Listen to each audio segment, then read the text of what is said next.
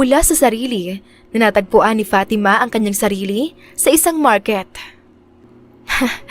Tignan natin kung magawa niyo pa akong ipakasal kapag gagawin ko ang bagay na to. Lango na wika ni Fatima. Isa sa mga rason kung bakit siya uminom para kalimutan ang argumento nila ng kanyang mga magulang, kung saan hindi siya sang-ayon na ipapatakda siyang ipakasal sa isang businessman na bilyonaryo. Habang naglalakad sa tindahan, nakainom man si Fatima, alam niya pa rin ang ginagawa niya. Ngunit ito ang naiisip niyang mabisang paraan para matigil na sa kahibangan ng kanyang mga magulang. Nahagip ng tingin ng dalaga ang 3 pulubi na nag-uusap sa gilid ng daan. Napatingin siya sa 3. Wala sa sariling, lumapit siya sa mga ito. Nang makarating siya sa harap ng 3 pulubi, natahimik ang mga ito at napatingin sa kanya. Sinong gustong sumama sa akin? Saan po, ma'am? Naliligaw po ba kayo? Naku, ma'am, hindi po kayo pwede rito. Hindi po bagay sa ganda nyo ang ganitong uri ng lugar. Sinong gustong sumama sa akin? Makipag one night stand? One night stand? Sigurado po ba kayo, miss? Okay lang po ba kayo? Handa akong magbayad, kahit magkano. Malakas ang loob na wika ni Fatima. Napasinghap ang lahat, maliban kay Damian na tahimik lamang at nakikinig sa kanila. Isa sa mga pulubi, ngunit kung ikukumpara sa kanilang 3, ay kahit nagusot-gusot ang pananamit, kitang-kita pa rin ang angking kagwapuhan nito. Mahaba ang balbas nito at halatang hindi pa nakakapagligo. Paano ang pananamit namin? Ako ang bahala riyan. Just tell me kung sino ang gustong sumama sa akin. Sama ako sa iyo. Sabi naman ng isang pulubi. Hindi, ako na. Sagot naman ng isa pa. Well, hindi na nadugtungan pa ang sasabihin ni Fatima nang biglang sumingit si Damian sa kanila. Ako na. Napatingin ang lahat sa kanya. Kilala si Damian bilang isang lalaki na hindi nakukuha ang kaligayahan sa pera. Kaya naman, hindi makapaniwala ang 2 pulubing kasama niya. Magkano ang kailangan mong halaga? 100,000. At ipamigay mo sa 2 kasama ko. Gulat ang reaksyon ng dalaga sa sinabi ng pulubing lalaki na nasa harap niya. Hindi siya makapaniwala na nagdemand ng malaking halaga si Damian. Pero ipapamigay din pala ito sa kanyang mga kasama. Okay, wala akong pakialam kung ano ang gagawin niyo sa pera. Basta, magawa ko lang ang bagay na gusto ko. Inilabas ni Fatima ang maliit na envelope kung saan nasa loob ang halaga ng pera. Iniabot niya ito sa isa sa mga pulubi. Kaagad naman iyong tinanggap ng isa na tuwang-tuwa. Sumunod ka sa akin. Wika ng dalaga kay Damian. Agad namang sumunod ang lalaki sa kanya nang walang pag-aalinlangan. Nang makapasok ang 2 sa sakyan ni Fatima, mabilis na nagmaneho ang dalaga papalayo sa tindahan. Ayoko makipag one night stand sa iyo nang ganyan ang itsura mo at lalong-lalo ng amoy mo. Ayusin mo muna ang sarili mo. Ipapatanggal ko yung balbas mo sa baba. Ang goal ko sa gagawin natin, ang mabuntis ako. Sa dinami-dami ng pwede mong yayaing makipag one night stand, bakit sa pulubi pa? Maraming iba na mas disinta. Pwede kang pumunta sa bar at makipag one night stand. Hindi naman mahirap sa'yo ang makabingwit ng mga kalalakihan dahil sa ganda at magandang hubog ng katawan mo. Parang sila ng mga kusang lalapit sa bitag mo. Hindi alam ni Fatima kung bakit pakiramdam niya ay biglang uminit ang pisngi niya sa narinig mula sa lalaki. Parang nakikipagkarera ang puso niya sa sobrang bilis ng pagtibok nito. Kulang na lang ay lalabas na ito sa lakas ng pintig nito. Ikinalama niya muna ang sarili bago nagkaroon ng lakas ng loob na sagutin ang tanong ni Damian sa kanya. Huwag mong isipin na kaya kita napili dahil espesyal ka. Walang ka-espesyal sa inyong mga pulubi. Lahat tayo, espesyal. Kahit ano man ang estado ng buhay nila. Kaya wala kang karapatang humusga. Hindi ako nanguhusga. Sinasabi ko lang ang totoo. Alangan sabihan ko kayong bilyonaryo? Totoo namang pulubi kayo? And honestly, there's nothing special with the beggar. Oh, at bakit pulubi ang napili mong makipagtalik sa'yo? Marumi kami. Walang matitirahan. Hindi naliligo. Because I know, kapag nalaman iyon ng mga magulang ko, sigurado ako na hindi matutuloy ang kasal. Lalo na kapag mabuntis mo ako. Kapag nabuntis lang ako ng isang pulubi. Pero sa huli, alam ko na tatanggapin pa rin nila ako kapag mangyari man yun. Anak nila ako. Kaya I don't think they would abandon me for this. How can you say so? How sure are you that they would still accept you as their daughter? Napaawang ang labi ni Fatima nang marinig ang boses ni Damian gamit ang English na lingwahe. Nangunot ang noo niya sa pagtataka dahil isang pulubi ang kaharap niya ngunit parang bihasa na sa pananalita ng English.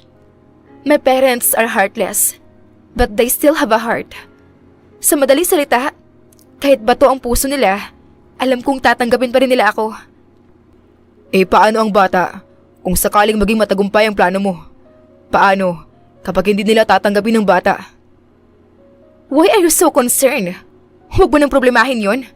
I can take care of that. Just go with the flow.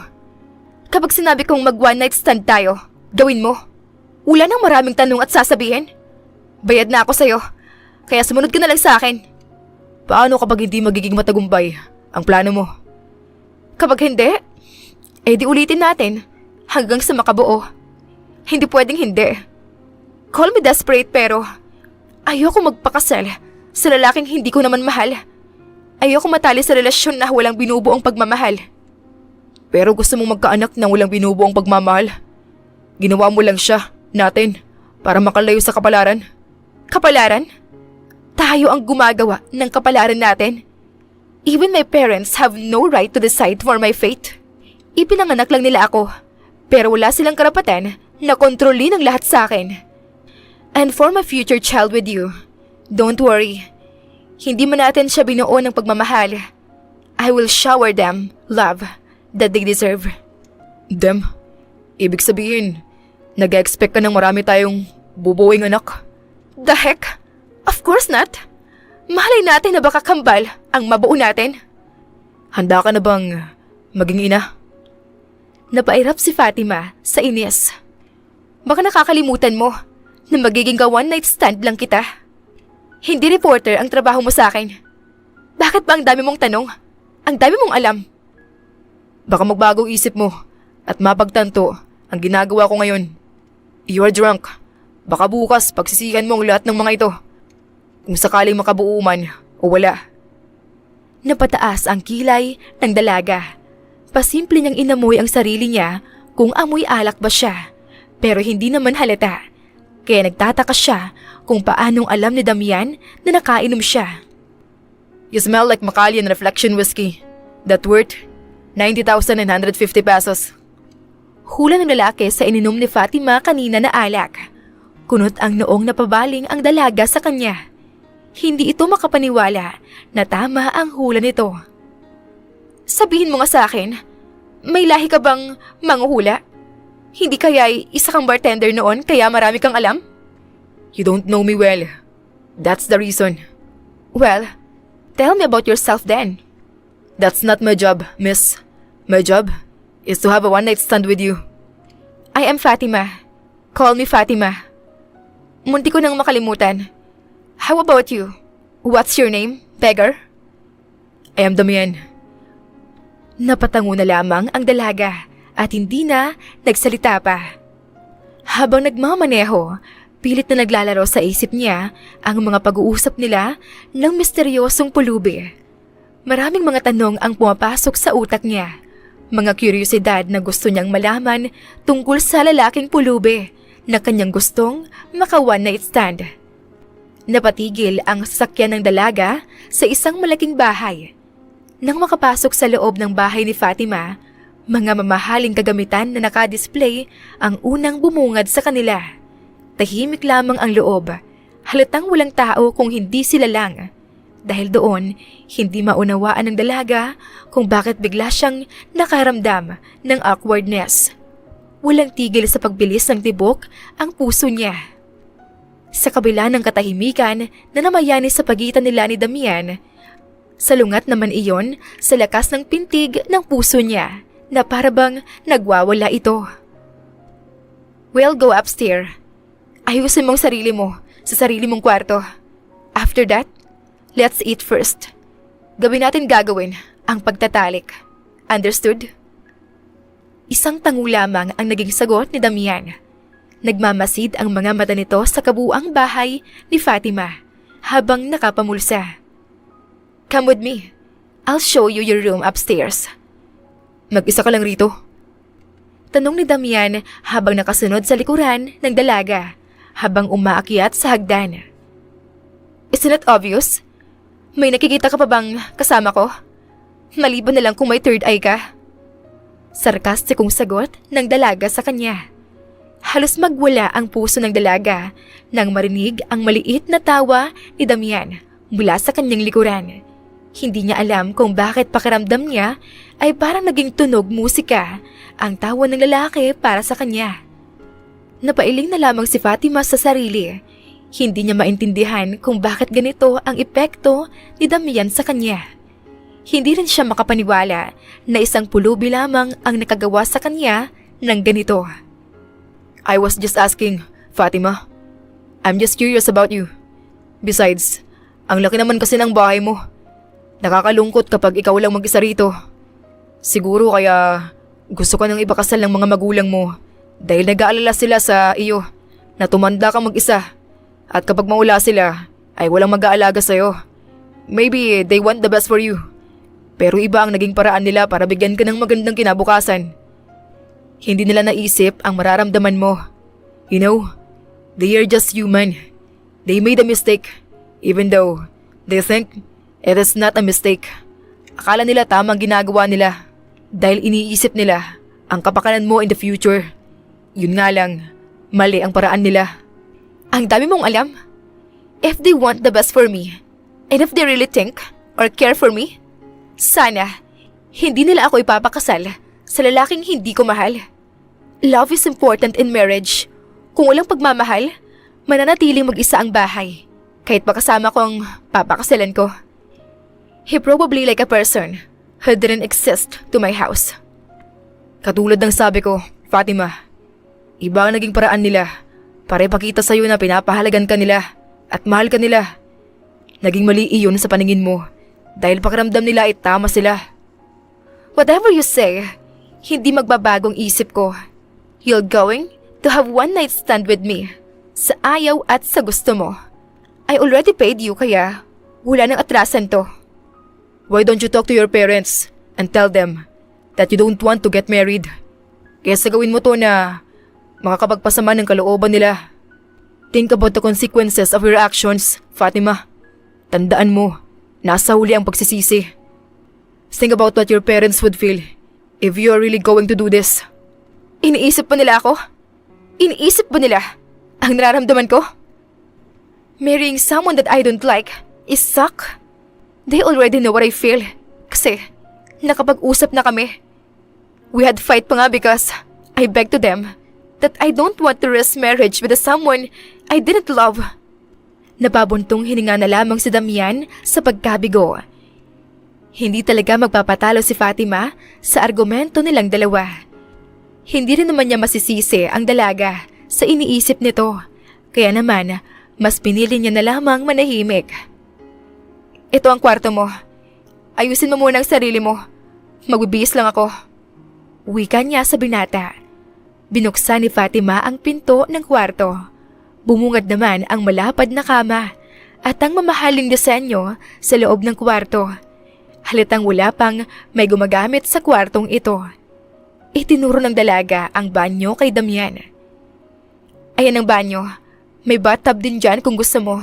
At saka sa closet, may damit palalaki riyan. For sure, nakakasya yan sa'yo. Ba't may damit lalaki riyan? Matagal ko nang iniisip na makipag one night stand. Of course, ayokong magmukhang kalad ka rin. No, Kaya gusto kong makipagtalik sa ibang paraan. Gusto ko sa sarili kong bahay para komportable ako.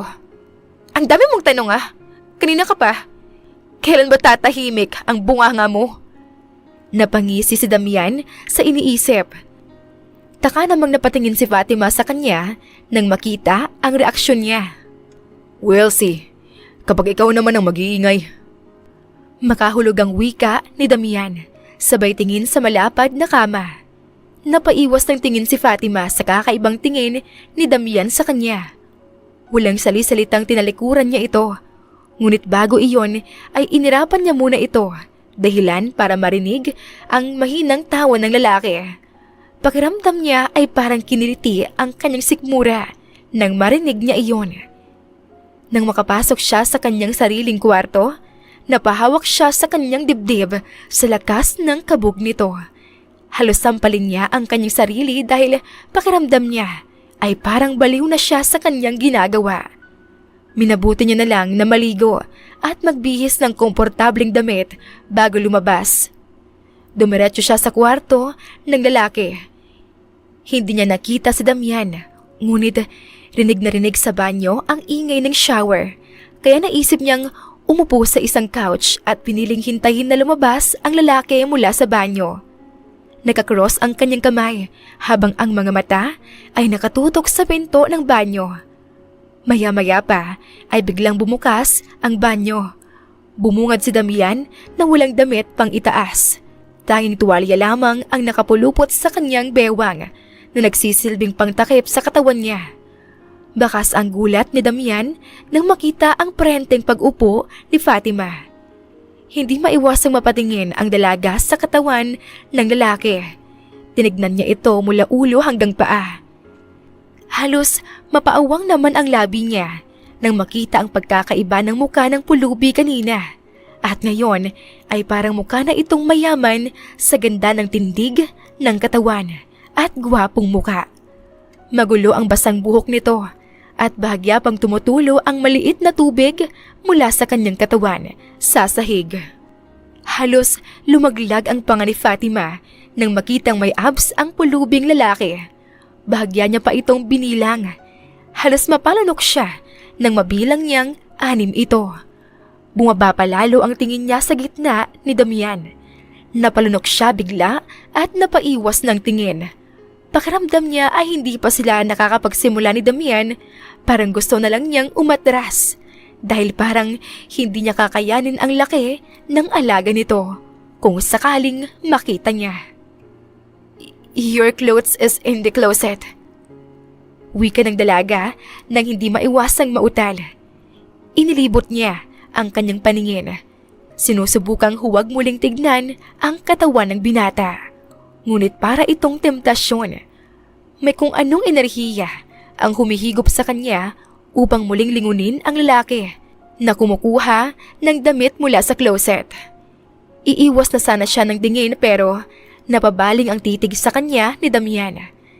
Napataas ang makapal na kilay nito sa dalaga, ngunit hindi nakatakas sa paningin ni Fatima ang multong ngisi ng binata. Papanoorin mo ba akong magbihis? "No, I'll turn around. Makikita ko rin naman yan mamaya." Malakas ang loob na wika ng dalaga. Ayaw niyang malaman at masense nito na naaapektuhan siya nito. Agad na tumalikod si Fatima para makapagbihis na si Damian. Ngunit nagulat siya nang pagtalikod niya ay bumungad sa kanya ang salamin kung saan makikita roon ang refleksyon ng lalaki na nagbibihis. Iiwas na sana siya ulit ng tingin ngunit halos lumuwa naman ang mata niya nang tinanggal ni Damian ang tuwalya na nakaipit sa bewang niya. Kasabay ng paghulog ng tuwalya sa sahig ay ang paglaglag ng panga niya nang makita ang alaga ni Damian.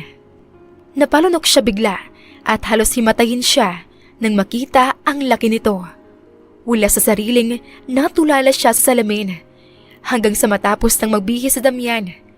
Halos manlaki ang mata niya nang makitang napatingin ang lalaki sa salamin. Napangisi siya bigla at napatingin kay Fatima na para bang alam na nito na kanina pa nakatingin ang dalaga sa kanya sa refleksyon ng salamin. I didn't watching you. Depensa ni Fatima, kahit pa hindi pa naman nagpuna ang lalaki at napalingon kay Damian. Wala akong sinabing ganun. Nakakalokong wika ng lalaki. Tila na-e-enjoy pa nito na makitang nagpapanik ang dalaga sa kanyang harapan. Hindi ko alam na may salamin pala, kaya hindi ko sinasadyang panoorin ka na nagbibihis. I thought you didn't watching me. Nakataas ang kilay na wika nito. Namula bigla ang pisingin ni Fatima. Napaiwas siya bigla ng tingin sa lalaki. Umiikot ang kanyang mga mata. Naghahanap ng pwedeng idepensa para hindi siya magmukhang tanga sa pulubing nasa harap niya na nakatingin sa kanya. Hinihintay ang sagot niya. Eh ano naman ngayon kung pinapanood kitang magbihis? Makikita ko rin naman yan mamaya. Don't feel confident dahil lang sa pinapanood kitang magbihis. I don't find your body attractive, Damian. Even though I think it is nice. Talaga? I'll take as a compliment ang huling sinabi mo. Whatever you'll say. Wait, tanggalin natin yung bigote mo. Wika ni Fatima nang mapansin ang mahabang balbas ni Damian. Napatango naman ang lalaki bilang pagsang-ayon. Itinuro ni Fatima ang vanity mirror. Maupo ka roon. Ako ang magtatanggal. Utos pa ng dalaga sa kanya. Para namang robot na sumunod si Damian sa kanya nang walang pag-aalinlangan. Kahit pa-type niya ang bigote niya, ay nangihinayang siyang alisin ito ni Fatima. Mas malinis kang tignan kapag wala ang balbas mo, kaya kailangan nating tanggalin ito. Ayokong humalik sa'yo ng mahabang bigote mo. Hindi ako sanay tumingin sa lalaking may mahabang balbas. Wala sa sariling wika niya habang kumukuha ng laser hair removal. Isinaksak niya ito at sinimulan nang tanggalin ang bigote ni Damian. Hindi ko naisip na iniisip mong maghahalikan tayo. You know, we can have a one-night stand without having kiss on lips. Agad na namula si Fatima sa narinig. Hindi niya rin alam kung bakit kasi bigla ay yung lumabas sa kanyang labi. Of course, just in case lang naman. Ani niya at sinubukan niyang itutok ang kanyang atensyon sa kanyang ginagawa. Ngunit parang hindi niya na magawa iyon nang maramdaman niya ang mainit at magaspang na palad ni Damian sa kanyang bewang. Sinusuportahan siya sa pagtayo. Hindi niya alam kung ipagpapasalamat niya ba iyon sa lalaki o ikakagalit dahil sa kakaibang epekto na binigay nito sa kanya. You have a small waist, Fatima. Puna ni Damian sa kanya. Napaigtad ang dalaga nang biglang pinisil ng lalaki ang kanyang bewang. Hindi niya iyon inaasahan. Nanginginig ang kanyang kamay habang ipinagpapatuloy ang kanyang ginagawa. Sinusubukang ipakita kay Damian na hindi siya naaapektuhan nito. Kahit pa napakiramdam niya ay matutumba na siya anumang oras. It is because I'm slim. You're right. You're sexy. Puno ng pangaakit sa boses na sabi ni Damian. Alam ko. Nauutal na sabi nito. Binilisan ng dalaga ang kanyang ginagawa. Nang matapos ay mabilis siyang napalayo sa binata. I'll leave you here. Linisin mo ang balbas mo sa sahig. Magluluto lang ako for dinner. Maiwan na muna kita rito. Hindi na hinintay pa ni Fatima ang sagot sa kanya ng lalaki dahil bigla na lamang siyang tumalikod.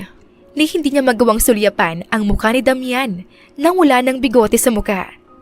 Habang naglalakad siya papuntang kusina, ay pakiramdam niya ay parang naiwan ang mainit na palad ng lalaki sa kanyang bewang. Halos sampalin niya ang kanyang sarili nang isipin na hindi man lang niya ito magawang itulak. Dulala na napatingin si Fatima sa kusina. Nakalimutan niya na hindi pala siya marunong magluto. Natawa siya bigla. Pakiramdam niya, binabaliw siya ng pulubing iyon. Pakiramdam niya ay parang nawawala siya sa kanyang sarili at anumang oras ay pwede na siyang ilagay sa mental hospital. Napasabunot siya ng buhok. I swear, pagkatapos nito, papaalisin ko na siya rito. Ha? Nakakainis! Bakit bigla ako nagkakaganito? He is just a beggar. Pulubi lang siya. There's nothing special to him. He's not even rich. Hindi siya pasok sa standard ko. Hindi siya mayaman, katulad ng mapapangasawa ko. Mas better pa nga naroon ng mapapangasawa ko, di ba? Kasi mayaman yun. Samantalang siya pulubi lang. Pero dahil ayoko mag-asawa, gagamitin ko siya. Yes, of course. Gagamitin ko lang siya. Parang baliw na wika ni Fatima. Kinakausap ang sariling mag-isa. Napaigtad siya nang makitang nakatingin si Damian sa kanya na nagtataka ang ekspresyon ng muka. Naitikom niya bigla ang bibig niya sa gulat. You're talking to yourself? Wika ng lalaki. Pilit na tinatago ang kanyang tawa. Naikagat ni Fatima ang kanyang ibabang labi. Gusto man niyang itanggi ngunit huli na. Nahuli na siya ni Damian. Anong pakialam mo? It is normal to talk to yourself. Mas maganda kapag mayroon kang magandang communication. Hindi lamang para sa ibang tao, but also for yourself. To build a strong relationship for yourself. Because at the end, ourselves is the only person na laging nandyan para sa atin. Ang lalim ng sinabi mo. Pero sige, kung yun ang rason mo, kahit na iba ang narinig ko. By the way, akala ko ba magluluto ka? Nakalimutan kong hindi ako marunong magluto. Kaya ikaw na lang ang magluto. Marunong ka naman, di ba? Hindi mo sinabing tagapagluto pala ang magiging trabaho ko rito. Eh di kung ayaw mo magluto, mag-order na lang tayo. No, that's unhealthy. I'll cook for us. Marunong ka magluto? Magpe-presenta ba ako na ako na magluluto? Kung hindi rin naman pala ako marunong. You're being sarcastic, ha? You started this, Fatima. At gagayahin mo naman. Remember your place, Damian. Anong ulam na gusto mo? Bakit? Kaya mo bang lutuin ang gusto ko? Oo naman. Sabihin mo lang. Okay. Lutuan mo ako ng vegetable salad. Sige, ilang pala. Alam mo magluto niyan? Baka pangit ang lasa niyan, ah. Well, see. Kapag hindi masarap ang luto ko, edi wag kang kumain. Eh di sinayang mo lang ang pagkain. Hindi yan masasayang kapag kakainin mo rin pagkatapos. Pero huwag kang mag-alala. Sisiguraduhin ko na masarap ang timpla ko. Nagkibit balikat na lamang si Fatima. Lumapit ang binata sa kitchen sink. Hinugasan ang kamay niya. Nakatingin lamang ang dalaga sa kanyang ginagawa. Hindi maiwasang magulat ng dalaga nang mapansin na parang eksperto ang lalaki sa pagluluto, na para bang matagal niya na itong ginagawa. Hindi tuloy mabilang ng dalaga kung ilang beses siyang nagugulat kay Damian. Paano ka natutong magluto? Inaral ko. Hindi naman kasi mahirap ang magluto. Anong trabaho mo dati? Napalingon si Damian sa kanya, sabay ngisi. Hindi ko alam na interesado ka pala sa buhay ko. Come on, I'm just curious. At isa pa, baka macho dancer ka pala, tapos may kung ano-ano ka lang sakit. O di kaya ibaog ka, at tinitake advantage mo lang ang sitwasyon na to. Ganito ba ako ka-attractive para isipin mo na magiging macho dancer ako at papatulan ng mga babae ang sangtulad kong pulubi? Everything has its own story to tell behind. Alam kong bago ka naging pulubi, may background story ka bago mangyari yun. And really? Pulubi? Sa mukhang yan? Marami bang desenteng trabaho na pwede mong trabahuin? Pipiliin mo pa bang pumulot ng basura kesa sa maraming desenteng trabaho na pwede mong applyan? This is my choice, and I love my choice. Hindi ako magsisisi sa mga desisyon ko sa buhay, at kahit kailan, wala akong pinagsisisihan. As long as you're happy with your decision, wala ka talagang pagsisisihan. You're right. Kaya nga sinabi ko sa'yo, hanggat maaga pa, isipin mo muna ang bagay na gusto mong mangyari ngayon. Kung handa ka na ba talaga? Huwag kang magpapadalos-dalos sa mga desisyon mo sa buhay nang dahil lang sa emosyon. Sometimes, emotions will ruin your decision. At maaring ang desisyon na iyon ay makakapagbigay sa atin ng mga bagay na pagsisisihan natin sa huli. I'm not saying na magpapakasal ka. Ang sinasabi ko lang, may iba pang paraan. Makiusap ka sa mga magulang mo O ano pang naisip mo na tamang gawin? Kasi sa iniisip mo ngayon, alam kong alam mo na aware kang mali ito. Kung alam mong mali, bakit ka pumayag sa akin kung ganon? Hindi ko rin alam. Masyado lang akong na-hypnotize mo bigla. Hypnotize? Saan? Sa pera ko? Kung pera mo, di sana tinanggap ko ang pera mo at di ko pinamigay sa mga kasamahan ko. Napatango naman si Fatima dahil tama naman talaga ang sinabi ni Damian. Magsasalita pa sana siya ngunit nakuha ang atensyon niya sa mangkok na nilapag ng lalaki sa mesa. Agad siyang natakam nang maamoy ang luto nito. Bahagya niyang nakalimutan sandali ang gusto pa sana niyang sabihin kay Damian. Kumuha ang lalaki ng kutsara at kubyertos para sa kanya at iniabot iyon sa babae. Kaagad naman iyong tinanggap ni Fatima. Sinimulan niyang tikman ang luto ni Damian. Nanlaki ang mata niya dahil literal na masarap talaga ang luto nito. Wow! It tastes really good! I told you. Mayabang na wika ni Damian sa kanya. Napairap na lamang ang dalaga at hindi na kumontra pa. Nagpatuloy lamang siya sa pagkain. Niyaya rin niya ang lalaki. Tahimik lamang na kumakain ang dalawa. Abala si Fatima sa pagkain, habang si Damian naman ay panay suliyap lamang sa kanya. Hindi na nag-abala pang lumingon ang dalaga sa kanya kahit ramdam na niya ang malalim na titig sa kanya ng lalaki. Dahil pakiramdam niya kapag magtama ang paningin nila, baka biglang manghina siya ulit. Pakiramdam niya ay sa tuwing magtatama ang paningin nila, parang hinihigop ni Damian ang kanyang mga mata. Para matulala na lamang sa kulay kayumangging mga mata nito. Saka lamang niya napagtanto, mas lalong mukhang guwapo si Damian kapag wala itong balbas. Mukha itong mayaman, lalo na sa sinuot ng lalaki ngayon. Simple man ang suot, mukha pa rin itong mayaman. Hindi tulad ng suot niya noong unang nakita nila ni Fatima na gusot ang damit at halatang pulubi talaga siya. Naamoy niya rin ang panglalaking amoy nito.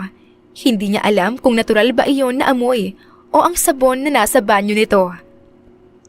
Matapos kumain, si Damian na ang nagpresenta na magliligpit ng hapag at maghuhugas ng mga pinagkainan nila.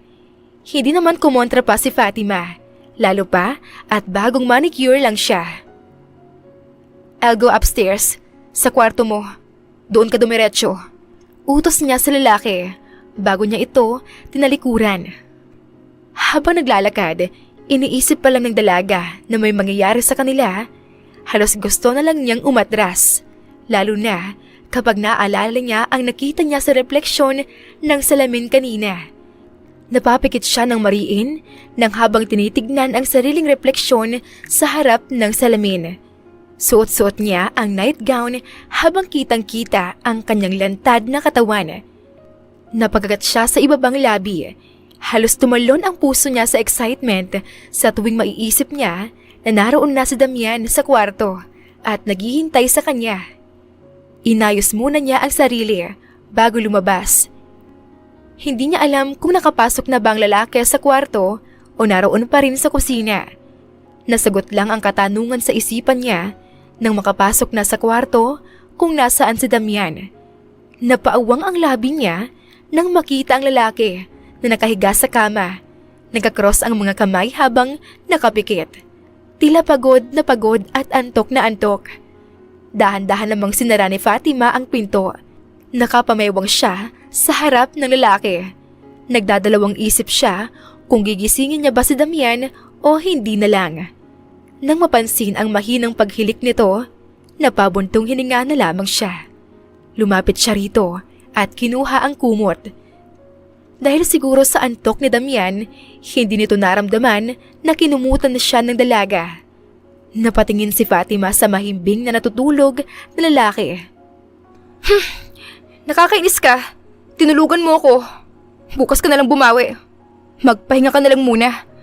Ay, sayang tong suot ko. Leche ka.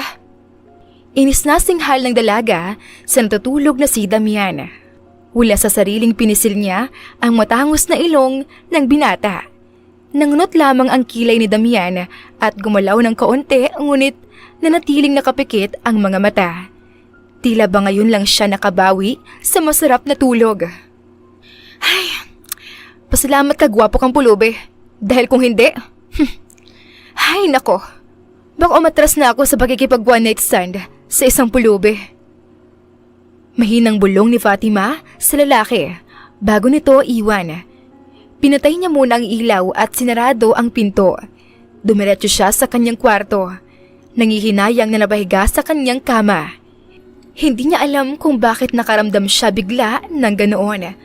Ang kaninang excitement at kaba ay nauwi sa panlulumo. Nakasimangot na binalot niya ang kumot sa kanyang sariling katawan. Hanggang sa nakatulugan na lang niya ang lahat. Nagising si Fatima nang maramdaman ang marahang pagkaplos sa mukha niya. Isang mainit at magaspang na palad na nagbigay sa kanya ng ibang uri ng kiliti sa katawan. Nang idilat niya ang mga mata niya, bumungad sa kanya si Damian na may mapupungay na mga mata habang nakatingin sa kanya. Dahil inaakala niyang nananaginip lamang siya, napapikit siyang muli. Ngunit agad siyang napadilat nang marinig ang boses ng lalaki. Hindi ba natin itutuloy? Sorry, nakatulog ako. Are you still sleepy? Mahinang boses na tanong ni Fatima. Parang tuluyang nagising ang buong katawan niya nang maramdaman ang haplos sa Damian na pumaba sa leeg niya. Parang libo-libong kuryente ang biglang bumalot sa buong katawan niya. Libo-libo ring paru-paro ang naglaro sa kanyang tiyan na nagbigay sa kanya ng kiliti sa buong katawan. Not really. Nakabawi na ako ng tulog. Naghintay kasi ako sa'yo kanina. Ang tagal mong pumunta sa kwarto. Kaya nakatulog ako kakaintay sa'yo. Paggising ko, I expected you na nasa tabi ko. Pero wala ka. Kaya pinuntahan kita rito. Gusto mo bang matulog na lang muna tayo? You already wake me up, Damian. I think it is the right time to do this. Malakas ang loob na wika ng dalaga. Totoo ngang ginising na siya ng lalaki, pati na rin ang katawan niya na kaninang nilalamig ngunit biglang uminit dahil dito. Hindi inaasahan ni Damian ang biglang pag-upo ni Fatima. Biglang bumalandra ang manipis na nightgown sa harapan ng binata. Napatingin naman ang lalaki sa kanyang katawan. Hindi na nagawa pang mag-react ni Damian nang bigla siyang sinunggaban ni Fatima ng halik. Ang lahat ng antok ay biglang nawala at napalitan ng kakaibang tensyon sa pagitan nila. Makalipas ang ilang sandali, kaagad na gumanti ang lalaki sa kanya. Hanggang sa namalayan na lamang ni Fatima na nakadagan na si Damian sa kanyang harapan habang ang mga kamay ay lumalakbay sa buong katawan niya. Ang kaninang marahan na halik ay nauwi sa marahas. Napadaing bigla ang dalaga nang marinig ang pagpunit ng kanyang nightgown, dahilan para lumantad ang kanyang katawan sa lalaki. Ilang taon ka na? Tanong ni Fatima habang nakaluhod si Damian sa kanyang harapan. Hubot-hubad ito sa kanyang harapan. Bigla siyang kinalabutan nang makita ang nakakalokong ngisi nito. 35 years old na ako. Nanlaki ang mga mata ni Fatima. Hindi niya inaasahan na 7 taon ang agwat nila ni Damian. Magsasalita pa sana siya, ngunit hindi na natuloy iyon nang biglang kumilos ang lalaki at tuluyan na nagkaisa ang kanilang katawan. Hindi siya hinayaan ni Damian na magsalita pa. Ang tanging ingay lamang na maririnig sa kabuuan ng kwarto ay ang kanyang mga halinghing. Mga kakaibang tunog at mga salita na kusang lumalabas sa kanyang labi. Mga marahas na galaw ng kanilang katawan at init ng gabi na kanilang pinagsaluhang dalawa. Nagising si Fatima na masakit ang kanyang buong katawan, lalo na ang kanyang pang-ibaba. Pakiramdam niya ay para siyang binugbog kagabi. Hindi niya inaasahan na ganoon katindi si Damian, na halos hindi siya patulugin dahil nakailang beses nilang ginawa iyon. Inilibot ni Fatima ang kanyang paningin. Nangunot ang noo niya nang mapansin Nawala na ang lalaki na katabi lamang niya kagabi. Napababa ang tingin niya sa kanyang katawan na ngayon ay kumpleto na ang suot. Hindi niya man lang naramdaman na binihisan na pala siya ni Damian. Napatingin siya bigla sa pinto nang bumukas iyon. Bumungad ang lalaki na bagong ligo lamang habang hawak-hawak ang tray na may lamang almusal. Hindi niya maiwasang makaramdam ng pagkabilib dahil mukhang hindi man lang ito nakitaan ng pagkapagod at pagkaantok. Malapit na kasing mag-umaga nang makatapos sila kagabi. Ngunit mukhang malakas at bihasa talaga ang lalaki sa pagpupuyat at pagpapagod. Magandang umaga. Dinalan na kita ng almusal. Alam ko kasing nahihirapan kang maglakad ngayon. Nakangising wika ni Damian sa kanya. Agad na napaiwas ng tingin si Fatima sa kanya nang maramdaman ang pamumula ng kanyang pisngi nang maisip ang nangyari sa kanila kagabi.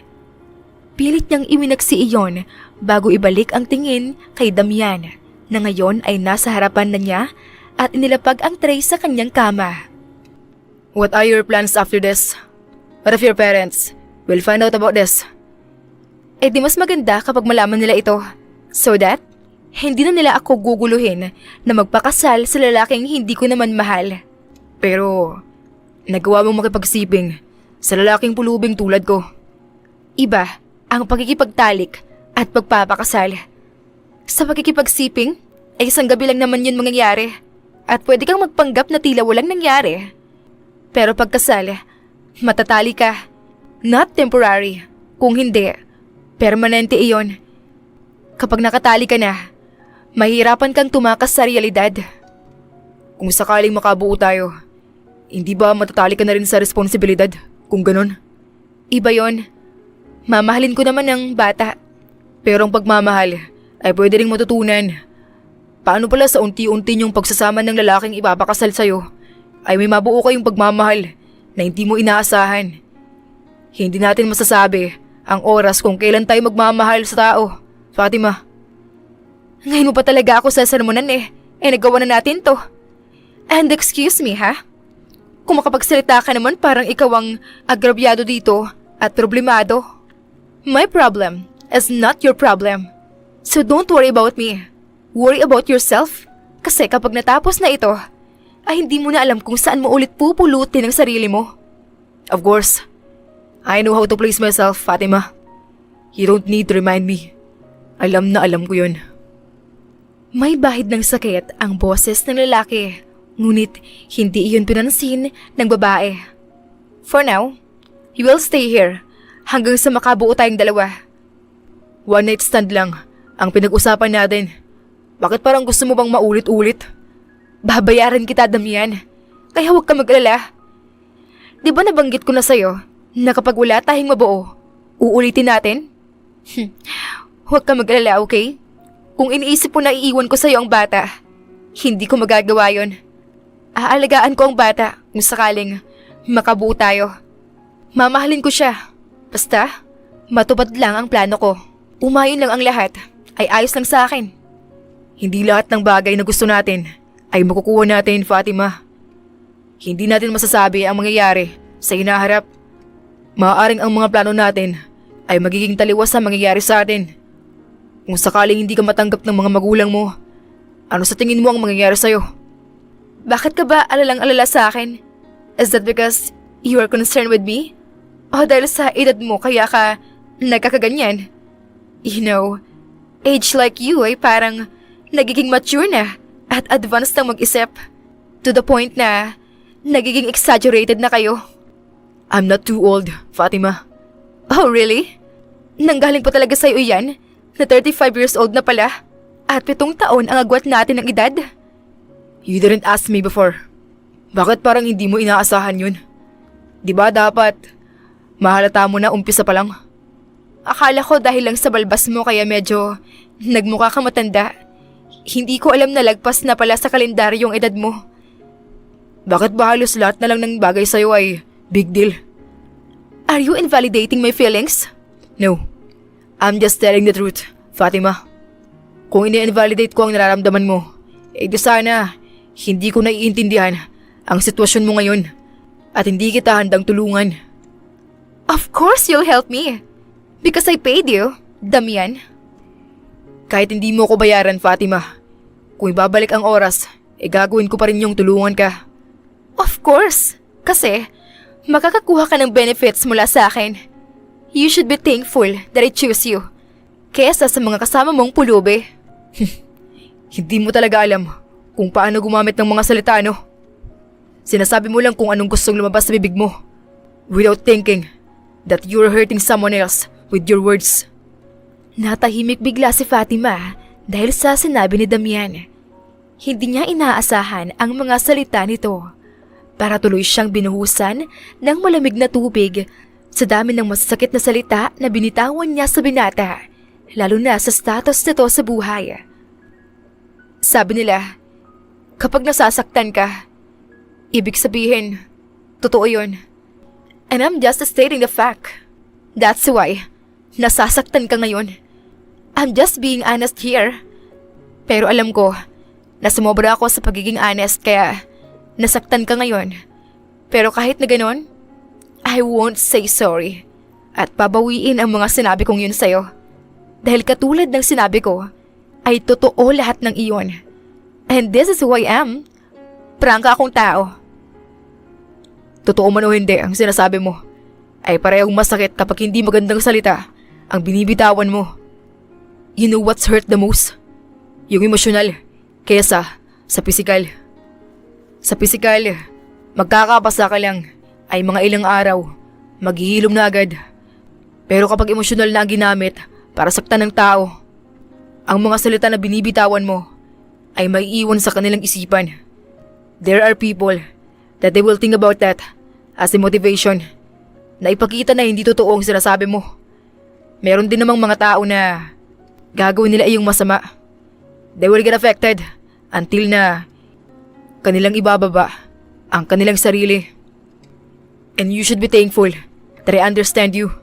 Kaya tatanggapin ko ang mga salitang binibitawan mo. Pero sa ibang tao, hindi ko itotolerate ang mga bagay na yon. Hindi nakapagsalita ang dalaga. Parang bigla siyang nawalan ng magiging rason. Ngunit pakiramdam niya ay parang tinapakan ni Damian ang pride niya. Kahit pa alam na niya na tama ang lalaki sa lahat ng kanyang mga sinabi. Anyway, let's stop talk about that. Kumain ka na muna. Alam kong gutom ka. Medyo late na rin. Late na rin kasi ang gising mo. Magpahinga ka na rin na muna.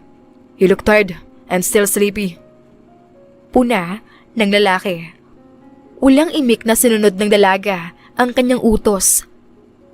Sa kabila ng masarap na niluto ni Damian para sa kanya, naglalaro pa rin sa kanyang isipan ang lahat ng mga sinabi nito na parang unti-unti siyang sinasampal sa katotohanan na masakit talaga siyang magsalita.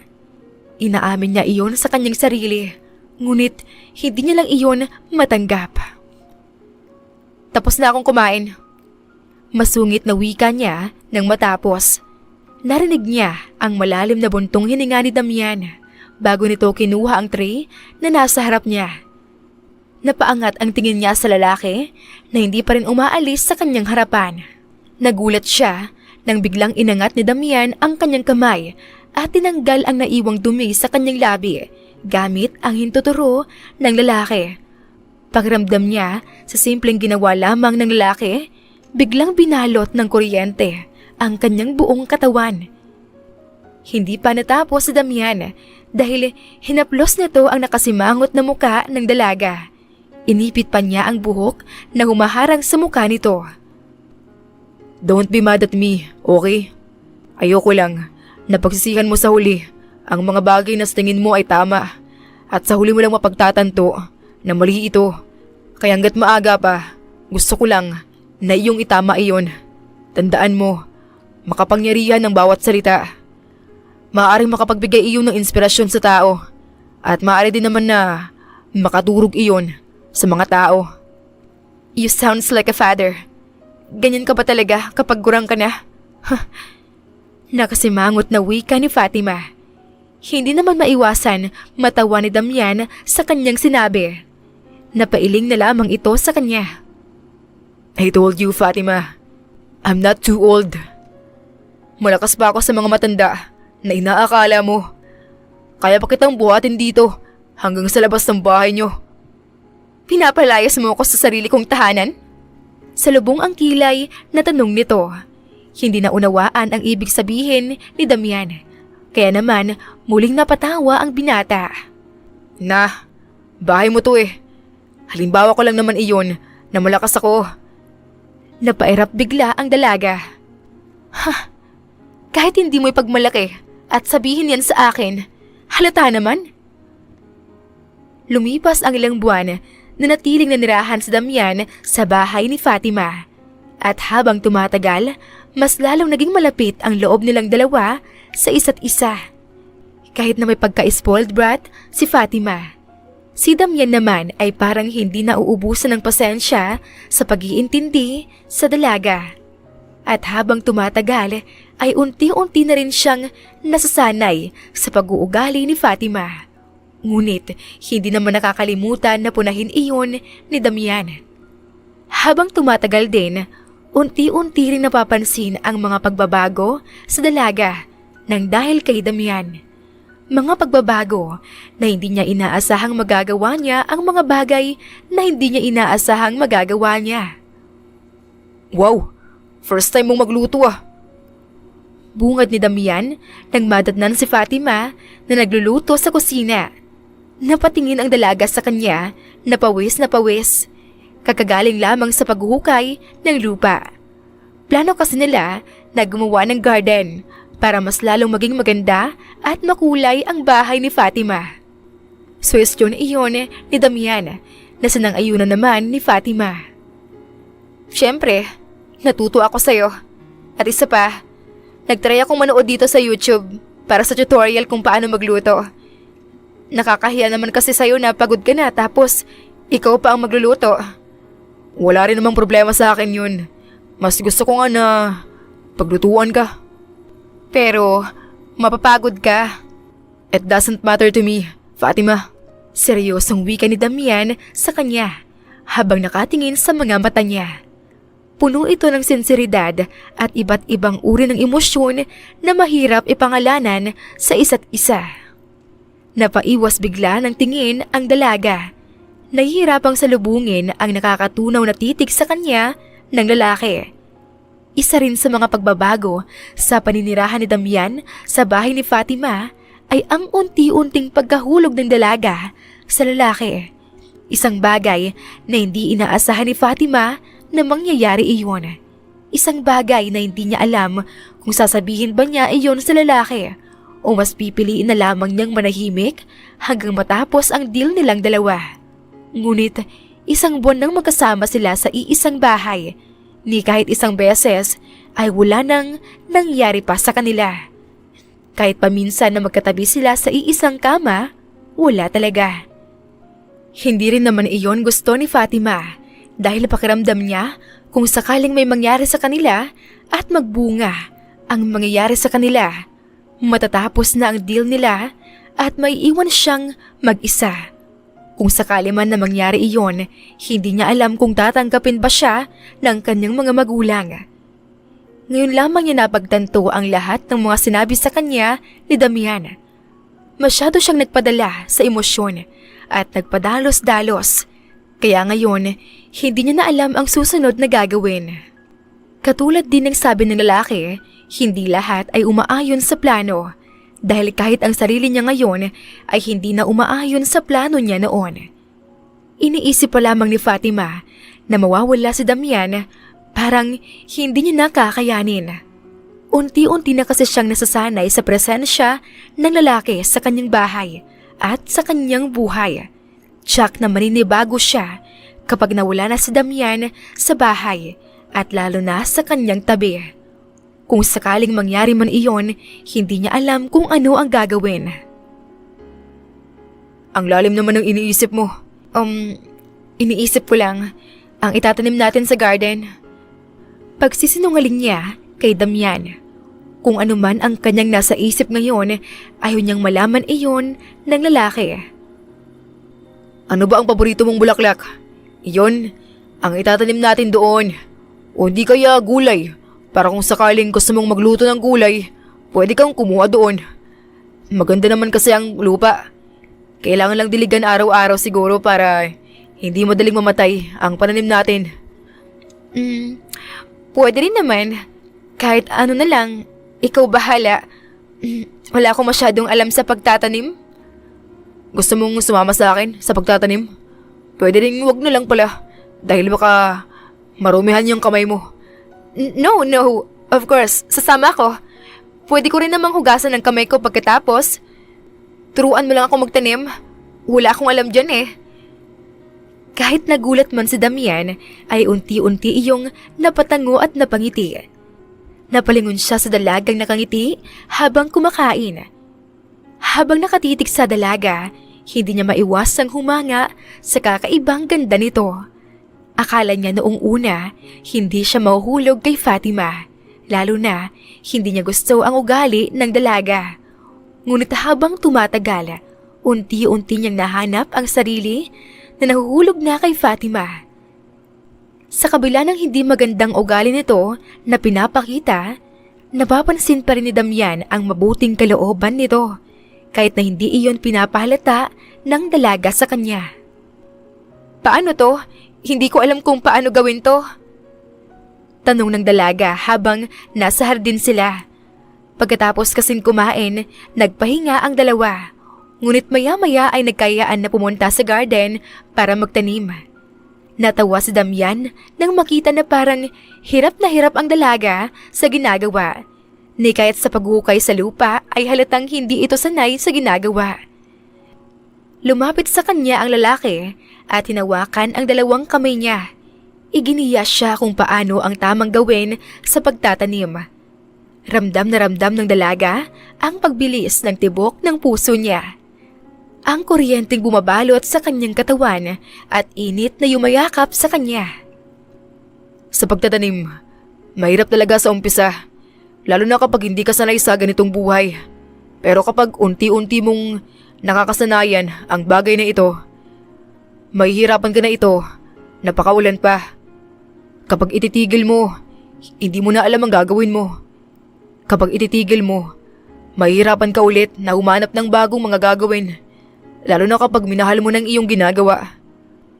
Parang buhay din natin, di ba? Kapag nakasanayan ng gawin, mahirap nang bitawan. Kapag minahal na natin, hindi na natin alam kung ano ang gagawin kung sakaling mawala sila. Kaya nga, Fatima, kahit hindi pa man nangyayari ang bagay na yun, at iniisip ko pa lang, natatakot na ako. Natatakot na ako na ang bagay na minahal ko ay unti-unting mawala sa akin. Mahirapan na naman akong buuin muli ang sarili ko at sanayin ulit ang sarili ko sa panibago. Dahil nasanay na ako sa'yo, Fatima. Hindi lang dahil doon, kung hindi, unti-unti ko na rin nahahanap ang sarili ko na nahuhulog na sa'yo. Pagramdam ko, panaginip lang ang lahat ng to na parang ayoko na lang magising kapag ikaw ang kasama ko, Fatima. Damian, are you telling me that you love me too? Kapag sasabihin kong hindi at itatanggi ko, ibig sabihin ay nagsisinungaling ako. Hindi lang sa'yo kundi ay sa sarili ko, Fatima. But why me? Ako dapat ang magtanong sa'yo niyan eh. Bakit ako? Bakit ako ang minahal mo? Pulubi lamang ako, Fatima. While you're far different from me. Sa status pa lang ng buhay natin, kitang-kita na ang pagkakaiba natin. Kung tutuusin, marami pang ibang lalaki riyan. It's not hard to fall in love with you, Damian. Maraming mga rason kung bakit ikaw ang minahal ko. It's not because dahil ikaw ang kasama ko araw-araw. Ngunit, higit pa roon. Huwag mo ring isipin na minahal kita dahil sa kayamanan na meron ka ngayon. Minahal kita hindi dahil sa mayaman ka at sa pisikal na kaanyuan mo. I found something special on you, Fatima. Not only for giving me a special butterfly inside my stomach, not only for making my heart beats fast. Dahil iyon sa mga bagay na nakikita ko sa'yo, na hindi mo nakikita sa sarili mo. I fell in love with your beauty that hides with your heart. No words can describe how much I'm into you. I'm hopelessly in love with you, Fatima. Are you ready, Damian? Nangunot ang noo ng binata nang tanungin iyon ng dalaga. Hindi nito maunawaan ang ibig sabihin sa kanya ni Fatima. Natawa naman talaga ang dalaga sa kanyang reaksyon dahil bakas talaga sa mukha nito ang pagtataka. Salin, You told me na pag-isipan ko ng mabuti kung ano ang tamang gawin, na hindi dapat magpadalos-dalos sa mga bagay dahil kung sakali ay baka pagsihan ito sa bandang huli. This time, my decision is clear. Napag-isipan ko na rin ito nakaraan pa. Iniisip ko na kung sakaling parehas lang tayo ng nararamdaman, ipapakilala kita sa mga magulang ko. If they don't like you, I will fight for you. Sigurado ka ba? Pwede mo munang pag-isipan yan ng mabuti. Ayokong pagsisihan mo ito sa huli. Ayokong baka sa huli ay mapagtanto mo na hindi talaga tayo pwede sa isa't isa. You know our status is far different from each other, Fatima. May sarili kayong tahanan habang ako ay palaboy-laboy lang sa daan. Iba't iba ang tahanan ko. Hindi kama ang hinihigaan ko katulad mo. Kung hindi ay malamig na karton o di kaya ay semento. Kung sa'yo ay tubig ang pinapaligo nyo araw-araw. Sa aming mga pulubi ay pagbibilad sa araw at pawis ang pinagliligo namin. Kung sa inyo, mamahaling pagkain ang kinakain nyo. Sa amin ay kailangan pa namin maghukay ng basurahan at mamalimos sa daan para lang magkalaman ang aming tiyan. Is that it? Is that your reason? Natatakot ka? Natatakot ka na baka husgahan kita? Matagal na kitang hinusgahan, Damian. Ngayon, hindi ko na magawa ang bagay na yan. Hindi dahil mahal kita.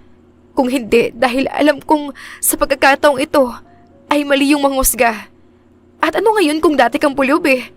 Ano ngayon kung naghuhukay ka sa basurahan noon? Ano ngayon kung mayaman ako at mahirap ka, Damian? What's the big deal? We're equal. I'm a human and you're a human, no matter what our status is. In fact, I'm willing to sacrifice all my wealth just to be with you. Kasi para sa akin, ikaw ang kayamanan ko. Ikaw ang nagsilbing kulay ng buhay ko. Without you, my life is meaningless and black. May kung anong bagay ang humapalos sa puso ni Damian nang madinig ang sinabi sa kanya ng dalaga. Mabilis niyang niyakap si Fatima at sinubsob ang mukha sa leeg nito. Halo-halo ang kanyang nararamdaman, tuwa at kaba. Tuwa dahil sa inamin ng dalaga sa kanya. Kaba na baka hindi siya matanggap ng mga magulang nito. Nasagot lamang ang kabang iyon nang mahanap ng dalawa ang kanilang sarili na nasa harap ng bahay ng mga magulang ni Fatima. Magkahawak kamay ang dalawa habang naglalakad patungo sa dining area kung saan naghihintay ang mga magulang ng dalaga. Ramdam na ramdam ni Fatima ang pawis na namumuo mula sa noo niya habang naglalakad sila. Parang tambol sa tindi at lakas ng pagtibok ng puso niya na halos pigilan na ni Fatima ang kanyang paghinga nang makarating ang dalawa sa dining area. Bumungad sa kanila ang prenteng nakaupo ng mga magulang ng dalaga na tila ba kanina pa naghihintay sa anak. Habang naglalakad papalapit sa magulang upang humalik bilang pagbibigay galang, bakas ang gulat na ekspresyon sa kanyang mga magulang habang nakatingin kay Damian. Nangunot bigla ang noo ni Fatima nang mapansin ang pag-awang ng labi ng kanyang mga magulang. Iniisip na lang niya na baka hindi nila iyon inaasahan na may kasama siya. Sa pagbigay niya kasi ng mensahe sa kanyang ina, ay sinabi lang niya na pupunta siya sa tahanan nila. Ngunit hindi niya binanggit dito na may kasama siya, na isasama niya pala si Damian. Hanggang sa mahalikan niya ang mommy at daddy niya. Nanatiling tahimik ang mga ito. Hindi pa rin nawawala ang gulat na ekspresyon nila habang nakatingin kay Damian na parabang hindi sila makapaniwala sa nakikita. Inaasahan ni Fatima ang mainit na argumento sa kanyang mga magulang, kaya naman kahapon niya pa hinanda ang kanyang sarili. Ngunit hindi niya inaasahan ang pagtahimik ng kanyang mga magulang ang bumungad sa kanya. Nakatingin lamang sila kay Damian na parabang nakakita ng multo. Kaya naman nadagdagan ang pagtataka ni Fatima. Akmang magsasalita pa sana siya, ngunit nauna nang magsalita ang kanyang ama, dahilan para ikagulat niya ang kanyang narinig. Sir Damian, I didn't expect that you were coming. At kasama mo ang unika iha ko. Gulat ang ekspresyon ni Fatima nang marinig iyon. Ngayon, siya naman ang nagtataka kung bakit tinawag nilang Sir si Damian. At kung makapagsalita ang ama ng dalaga, ay parang mataas ang respeto nila rito sa lalaki. What can we do for you, Damian? Siya nga pala, kumain na ba kayo? Anong gusto niyong kainin? Naku, hindi man lang kayo nagsabi sa akin na pupunta kayo rito. Sana nakahanda pa ako ng mas maraming pagkain para sa inyo ng anak ko. Wika ng kanyang ina.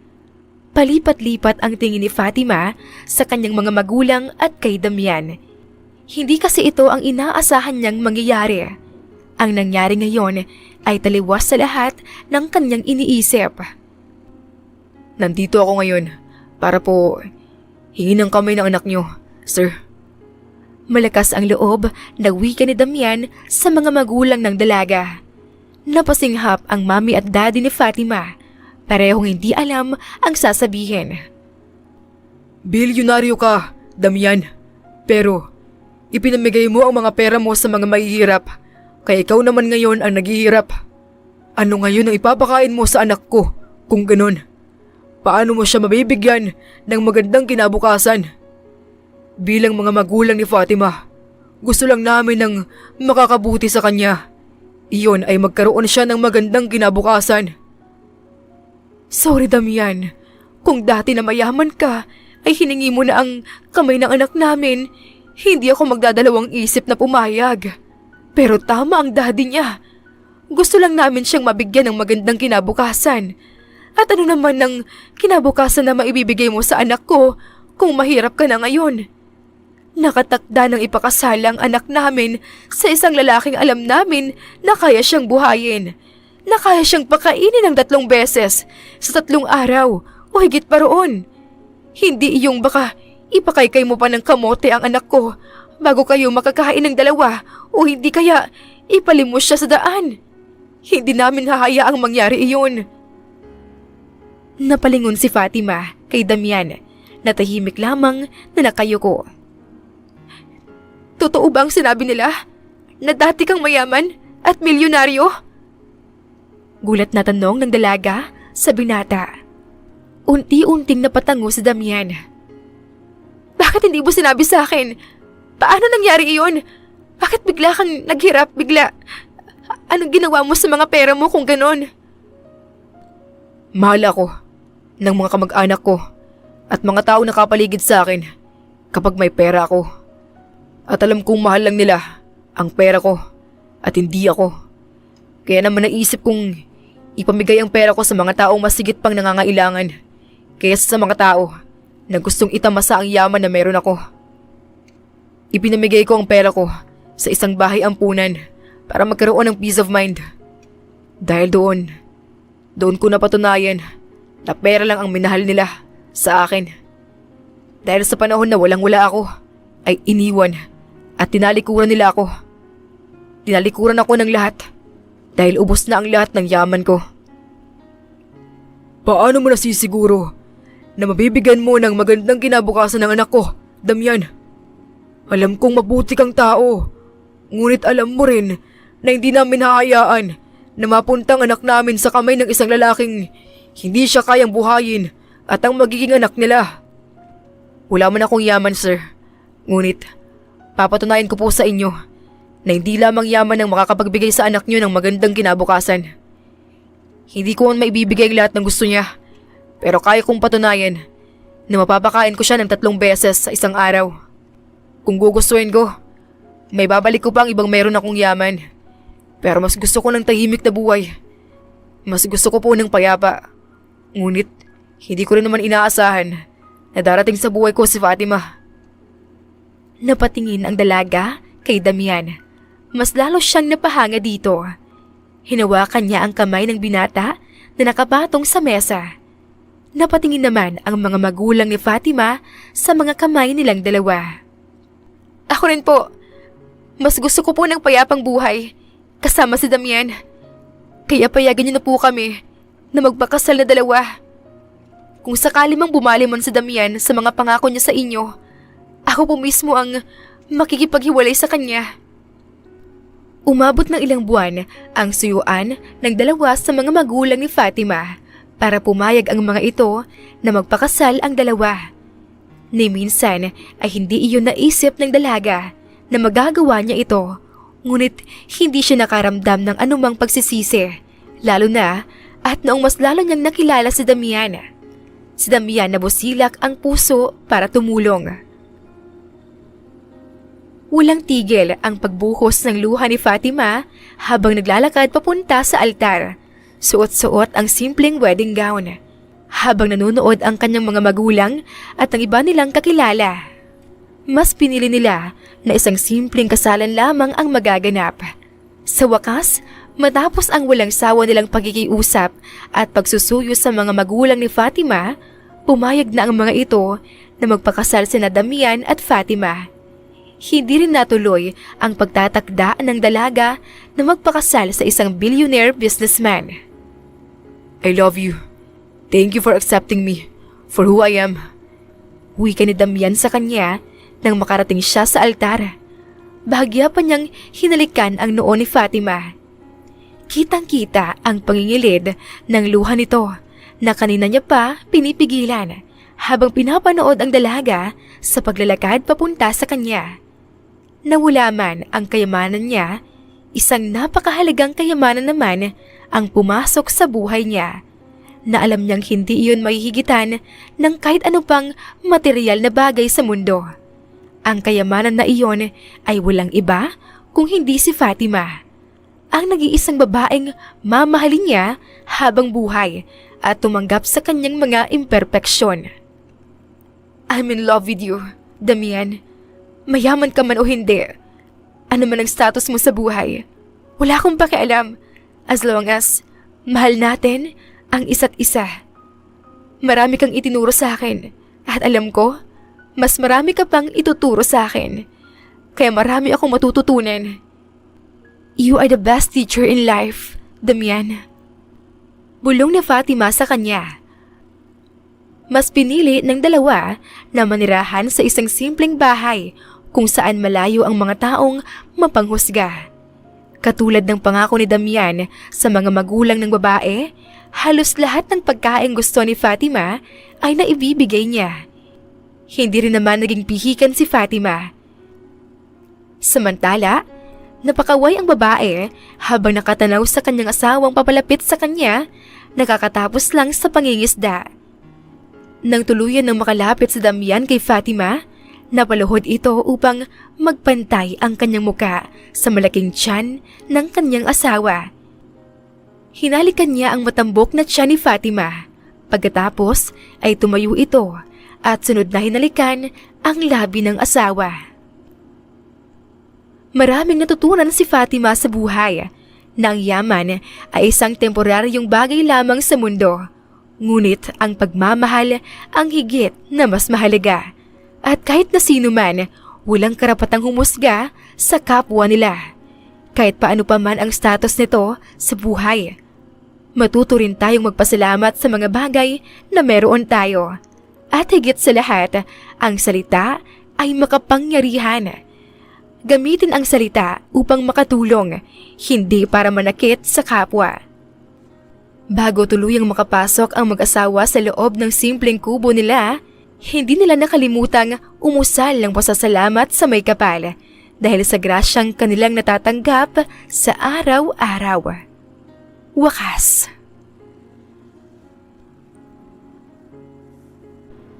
Maraming salamat po sa pakikinig. Shoutout sa ating bronze members na sina Cleoshi Kawaling at Lydia. Shoutout naman sa ating super sticker sender na si Ellen Bacalares. At syempre, shoutout sa mga walang sawang nakikinig at sumusubaybay na sina Mari Tauring, Emelda Forteza, Jolly Marcaida, Mai Chong, Jessie Lacuata, Crisanta de la Cruz, Susana Datig, Emma Ruth Peniro, Pube Magalon, Eyeng Jimentiza, Gloria Soleza, Abing La Chica, Nori, Noe and Kaleng Good Vibes, McKinley Inlaw, Ninita Villanueva, at kay Ana Espinosa. Kung nagustuhan mo ang kwento, please leave a like, comment, share, and subscribe to my YouTube channel. Maraming salamat po!